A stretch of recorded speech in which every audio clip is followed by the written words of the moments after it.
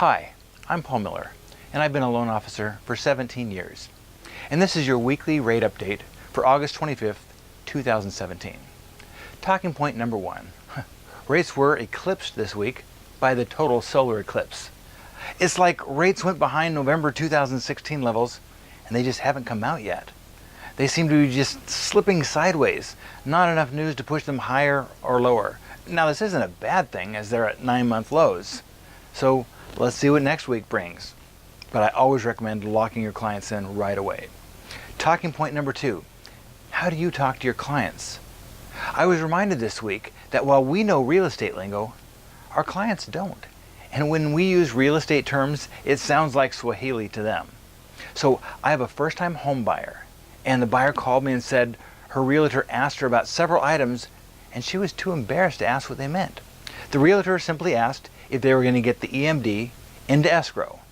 The buyer had no idea what EMD was and didn't know where escrow was. So take a minute and think about the language that you use with your clients. EMD, impounds, points, escrow, title, inspections. All these things seem normal to us, but it can be very overwhelming to someone that's never been through the process, and even overwhelming for people that have bought a house before. So let's make sure we're speaking our clients' language and educating them. Now, one final note. The total solar eclipse on Monday was amazing. Red and I drove to Idaho for my birthday. We stayed at our kids' house in Rexburg. That was in the path of totality. That's where I got this cool shirt. I saw the sun disappear in the middle of the day for 2 minutes and 18 seconds. Now, a few minutes before totality, it got very dark in a surreal way. Dark enough for the streetlights to come on. Then the temperature dropped 25 degrees. And then totality came. And it was amazing.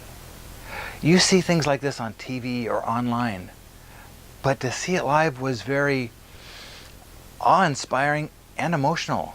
Now, we use the word awesome a lot, but this truly brought awe and raw emotion to all that witnessed it.